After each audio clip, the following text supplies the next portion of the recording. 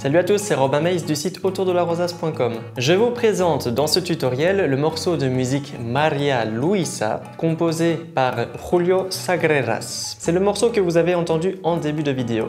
Vous connaissez peut-être déjà le nom de Julio Sagreras. C'est un compositeur-guitariste argentin qui a vécu fin 19e siècle, début 20e siècle. Il est fort connu pour ses livres de méthodes d'apprentissage, Las Lecciones de la Guitarra. On va un petit peu analyser la pièce et découvrir ses particularités.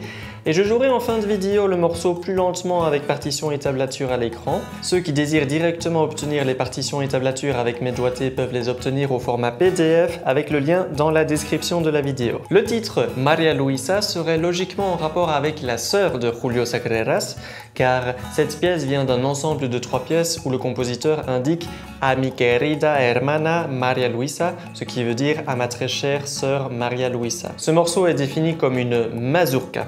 C'est non seulement dans le titre de l'œuvre, mais il est aussi indiqué en début de partition Tempo de mazurka. Une mazurka, c'est une danse. Musicalement, cela ressemble beaucoup à une valse car la musique est en 3 temps, mais une différence de la mazurka est que les accents se déplacent sur les temps faibles. C'est pour cela que sur la partition, vous pouvez constater que la mélodie est parfois prolongée par une liaison sur un premier temps pour être continuée sur le deuxième temps. Le deuxième temps est considéré comme faible dans une métrique à 3 temps. Cette danse, qui est originaire de Pologne, est estimée à une pulsation aux alentours de 110 battements par minute, mais en réalité, il arrive souvent que cette pulsation soit en dessous pour donner un côté langoureux à la musique.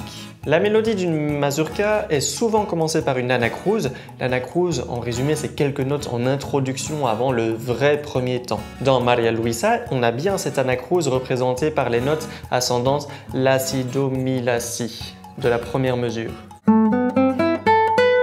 Au niveau de la structure, le morceau peut être divisé en 2 grandes sections. La première section est dans la tonalité de La mineur et comprend les 32 premières mesures. La deuxième section est dans la tonalité de Do majeur, c'est de la mesure 33 à la mesure 48 et doit se jouer 2 fois pour respecter les barres de reprise. Après avoir joué 2 fois la deuxième section, il y a un Da capo al fine, donc on rejoue une dernière fois toute la première partie jusqu'au mot fine de la mesure 32. Dans la première partie, il est assez simple de détecter la mélodie à mettre en valeur car cela correspond en général aux notes les plus aiguës qui ont la hampe vers le haut. Par contre, dans la deuxième partie, c'est un petit peu plus subtil, notamment dans les premières mesures, la mélodie se situe plutôt sur les notes intermédiaires.